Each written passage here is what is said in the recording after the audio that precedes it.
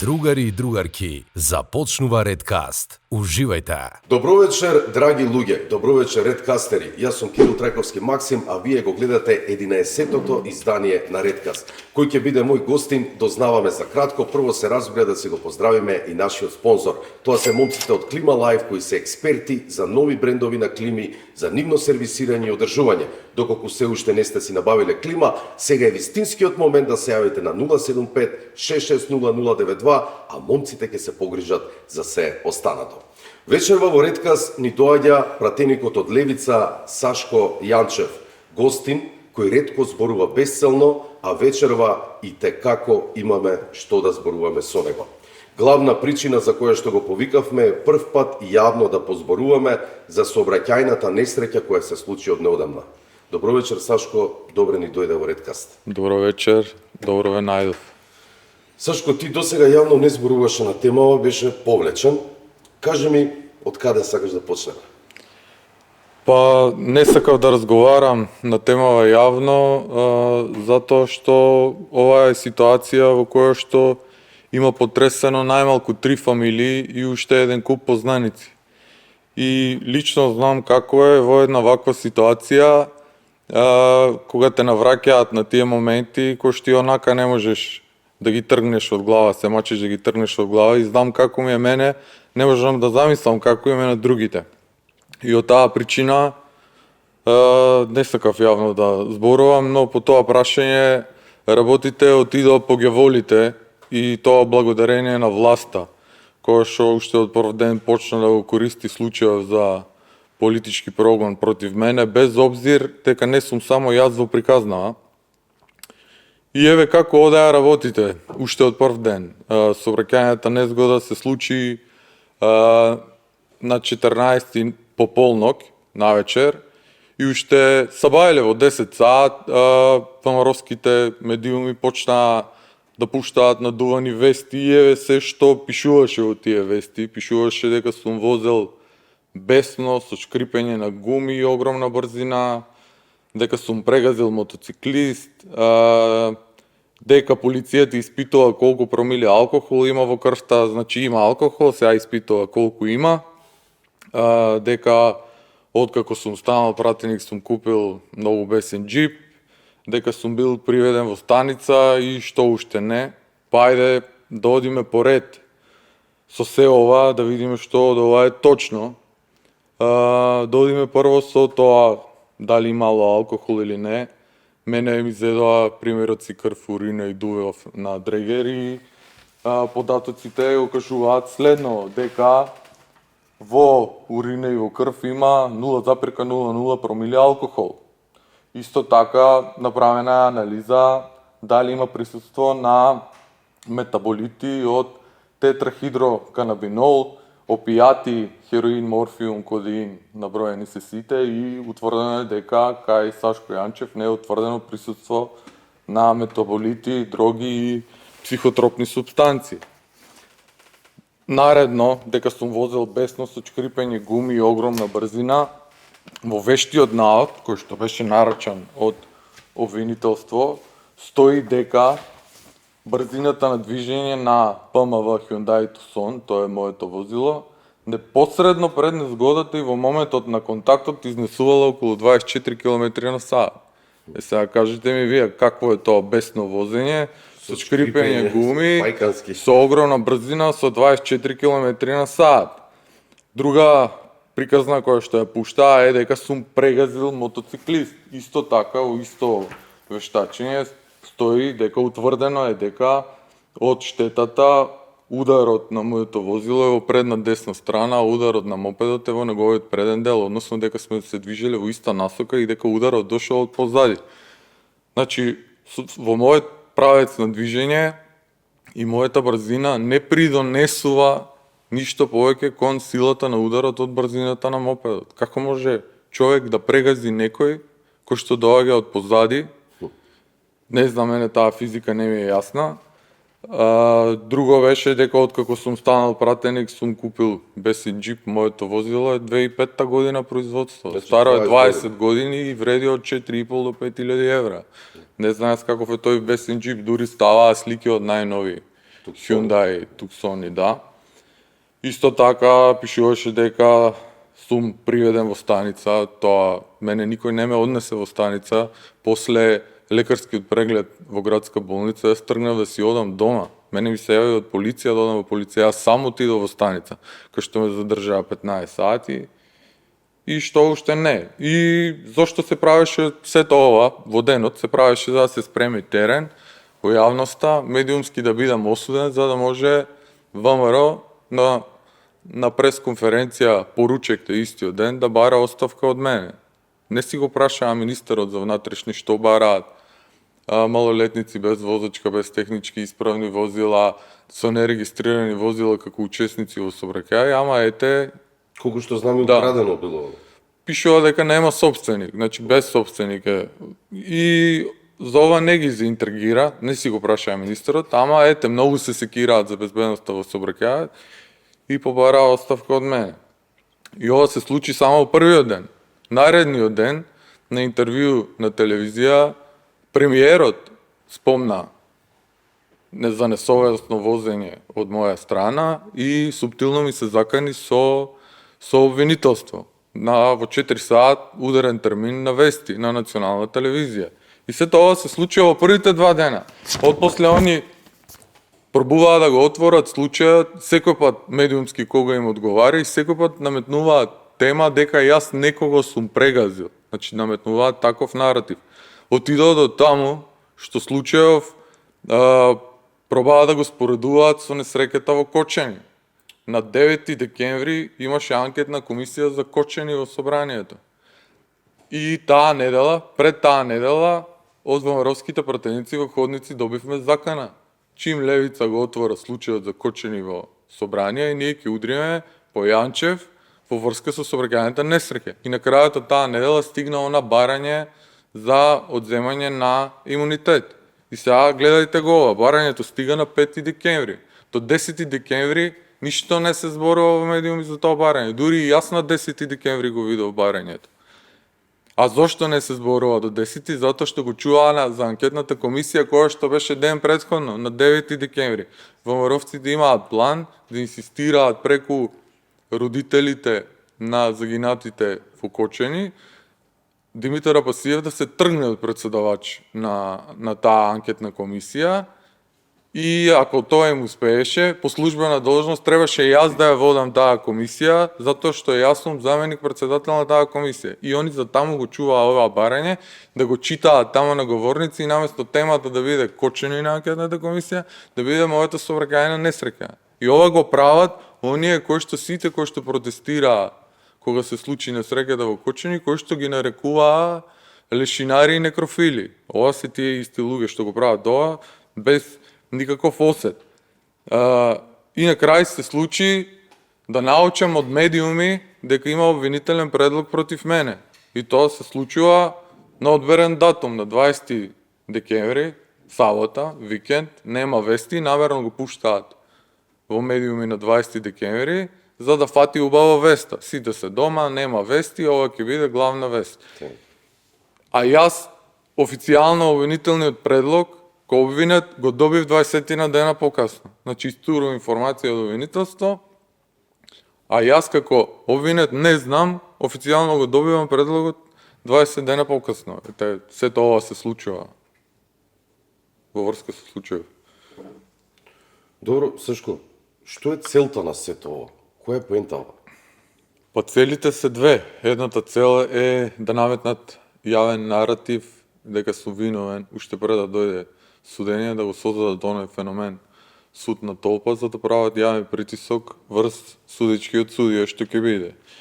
И тоа се има случувано до сега, се има случено јавниот притисок да влијае и да се деси тој суд на толпа, што го прави судот во такви ситуации опште не потребен, затоа постои суд, за да не суди толпа.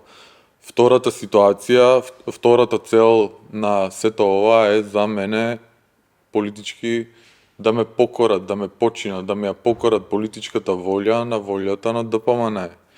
И тоа они го прават со сите политички противници. Имаат 3 методи. Едниот метод е ако си глуп да те излажат. Ако не може да те излажат, Вториот метод е да те купат. Знаете, во претходниот мандат на наш пратеник му беа понудени половина милион евра за да го купат. Сега цената за пратеник на левица е многу поголема, но знаат дека ние не се продаваме и дека тоа нема да помине и останува третиот метод. Тоа е вака, да прават институционален, медиумски, институционален притисок и да маваат секаде без да бираат, особено кај што таму има слаби точки. Но не ова да ми го прават, на бесилка да ме стават ДПМН или било која власт, јас мојата политичка волја нема да ја подведам на волјата на ДПМН. Не може јас мојата политичка волја да ја покорам на било која власт. Затоа што покорни сме од страв, а послушни сме од почит. Кај ДПМН е основи за почит нешто многу нема, а страв си има само од честни и добронамерни луѓе. Они нешто не се добронамерни, они се баш обратно, они се злонамерни, што се гледа од сето ова што го прават во врска со овој случај. И тоа не само кон мене, они се и кон цела партија злонамерни. Ние повеќе пати им имаме подадена рака кога е во прашање јавниот интерес. Ако се сеќавате, ја поддрживме Силјановска кога беше кандидат за председател, кога ја кандидира прв пат. Тоа беше во оној период кога СДС беше на власт и беа влезени во серија на национални предавства. Исто така за локалните избори 2021 во втор круг повикавме да се гласа опозиционно од исти причини. За парламентарните 2024 година подадовме рака преку онаа македонска платформа, тоа се македонски национални црвени линии, од кои што не треба да се бега кој да е на власт. И како ни вратија они? Они усред кампања ни вратија со патка дека левица ќе коалицира со СДС. И тоа се вртеше недела дена. Тоа помина, пуштија нова патка. Левица ќе коалицира со ДУИ. Нашите двајца пратеници беа 10 пати погласни од нивните 40 дури беа опозиција на СДС и на ДУИ. Не знам колку кривични пријави имаме пуштено на СДС и на ДУИ. ВМРО-вците беа кобајчиња во собранието. Не знам колку закони имаме блокирано на СДС. Ама ете пуштаа патки дека левица ќе коалицира со СДС и со ДУИ. Кога помина тоа на втор круг на председателски избори, го пуштија оној фотошопиран мејл како Апасиев кажува дека членовите на левица треба да го бойкотираат втор круг на председателски избори, што не беше точно. Ете така ни вратија они. И на последниве локални избори ние го поддржавме кандидатот за Кичево на ВМРО да помане не првенствено од тие македонец, туку затоа што добивме информации дека станува збор за човек на место. Како вратија они? Јована што се кандидираше во Струга, уште да ја раснеа на крст. И они беа тие кои отвараа национална политика, демек предавство е да не гласаш за македонец, они ги тераа нивните гласачи во Струга да не гласаат за Јована и да гласаат за кандидат албанец. Значи, не можат они нас да ни морализираат за било што. Ние може да сме секакви, кој луѓе може да имаме милион фалинки, но едно е сигурно, ние не сме корумпирани и секој пат во преден план го имаме јавниот интерес.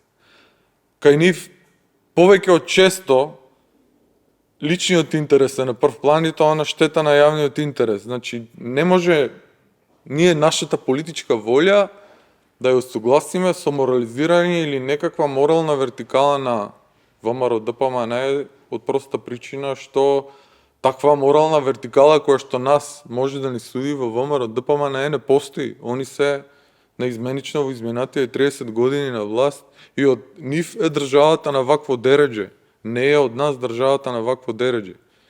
И ова има онаа ѓаволска тактика, знаете, кога ѓаволот не може да ве направи како него, пробува да ве окупира со неговите ѓаволштини. И затоа не треба многу да си ставаат и нашето членство и граѓаните на ум од нивните морализирања. нека си бркаат работа со тоа што се умислиле, поготово нашето членство нека го брка јавниот интерес и да не се секира за морализирањето на ВМРО-ДПМН, затоа што они немаат основ никаков нас да ни морализираат. Добро, ајде да се вратиме сега на случајот. До каде е случајот, кога ќе започне судењето, целиот процес? Имаш ли Да, па имаш информации за тоа ти? судење веќе има закажано, но нас одбраната не е спремна и ние побаравме одлагање. Јас разговарав со вешти лица кои што работат вештачење на сообраќај цел живот и они во на вештачењето на обвинителство најдоа некои недоследности за да изготват ново. За да одиме на суд прво треба да изготват ново. За јас да можам да се брана мора да видиме што ќе излезе во тоа ново, за да ја утврдиме големата слика, затоа што тоа се технички работи и за нив јас сега не можам да зборувам, дури не излезе ова друго вештачење, а вештиве лица кажа дека им треба време. Така да затоа побаравме одлагање за да се спремиме и прво да видиме целата слика, затоа што јас во технички работи не се разбирам, таа е нивна работа, но за случајов можам да зборувам од правен аспект, затоа што сум правник и нема да навлегувам во детали од разбирливи причини. Од правен аспект вака стојат работите, значи ако ја гледаме, тоа се гледа со придонес на две страни. Првата страна нема возачка дозвола, нема технички исправно возило и нема регистрирано возило. Тоа се три основи за учество во сообраќај. Да. Не постои ни една. Значи првата страна не смела да биде учесник во сообраќај. Еве ради случајот и да ги занемариме тие три, да кажеме дека имало возачка дозвола, технички исправно Станува возило збор за малолетник, Сашко. и тоа е сообраќајен. Еве да кажеме дека имало. Малолетник вози, толку крај на приказката. Според Добро, мене. може да вози малолетник, но треба да има Но не сме возачка после дозвола. 11, така како што знам. Еве, значи да ги занемариме тие работи, да кажеме дека имало возачка дозвола, технички исправно возило и регистрирано возило, според годините возачот би бил возач почетник. Возач почетник не смее да вози од 11 навечер до 5 сабале. Пак не смеел да биде учесник во сообраќај. Еве и тоа да го занемариме, да не бил возач почетник, вози мопед. Кога се вози мопед, кога има велосипедска патека, задолжително се вози по велосипедска патека не повеќе од 25 км на час. Мопедо вози по коловоз. Пак не смеел да биде таму. Еве и тоа да го занемариме. Да кажеме дека Мопедот не бил исправен, така. дека возел мотоцикл. Секој што вози моторно возило задолжително мора да има уклучено најмалку соборени светла. Возило нешто немаше уклучени соборени светла, немаше вградени светла. Дополнително задолжително мора да носи шлем и така натаму. Да, Кај втората страна, односно кај мене, на товар ми се става дека не сум се уверил дека може да свртам во десно без да настанат штети. Тоа е прекршокот кој што ми се става, еден прекршок е и дали сум се уверил или не, ќе видиме на суд, но пред тоа таму ќе се докажуваме, но пред тоа мора да излезе вештачењето, да видам што ќе излезе во тоа вештачење, за да можеме да ја спремиме одбраната. Сашко, рековме нема да навлегуваме во детали, мислам дека доволно кажа вако општо за јавноста да има што да слушне, ќе ми ветиш дека ќе дојдеш на уште еден ретказ да позборуваме точно све, бидејќи навистина мислам дека јавноста ја интересира што како се случувало вечерта, па она нека донесе суд. Ќе те прашам уште нешто. Како овие обвинувања влијаат врз тебе и врз твоето семејство? Па обвинувањата нормално дека се стрес, но тоа не е прво што мене ми паѓа на памет и што ми тежи. Тука имаше слики и стресови кои доживотно ќе ми останат во глава и последици кои што ќе ми бидат товар цел живот. Тоа ми е товарот. Јавните обвинувања, јас сум влегол во политика, јавна работа, без јавни притисоци тоа не може да помине. Фамилијата си има стресови, они најубаво си знаат, но тоа ја носи оваа работа што сум ја одбрал, но ви кажувам, не ми е тоа мене најголем проблем. Проблеми се товарот, сликите и последиците кои што цел живот ќе ми бидат на глава. Добро, гледам дека емотивни се овие прашања, нема да навлегувам понатаму, рековме дека ќе направиме еден редкаст.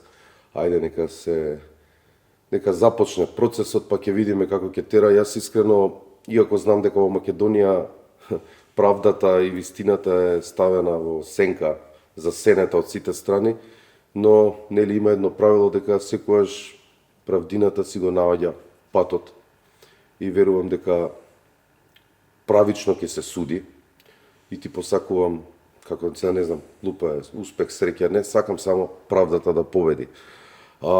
Еве ти едно поклонче од нас. Кај го ставивме поклончето?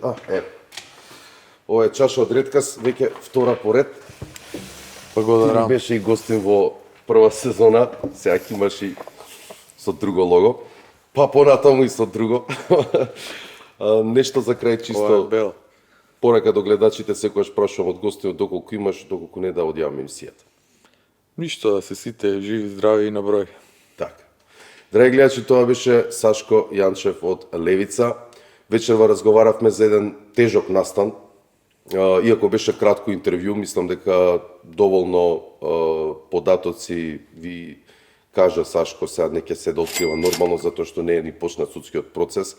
Понатаму идеме со уште една специјална емисија со детали нормално за тоа се како што било. Ова емисија не подсети да бидеме повнимателни зад воланот, предпазливи во осудите што лесно ги даваме. Како што можевме да чуеме од Сашко, одма се ствара некој негативен наратив, а всушност што е вистината е сосема друга работа. Мислам дека овој разговор ја имаше својата смисла. Ова беше Редкаст. Чувајте се и запомнете, вистината е важна, но човечноста е неопходна. Поздрав и се гледаме во наредното издание.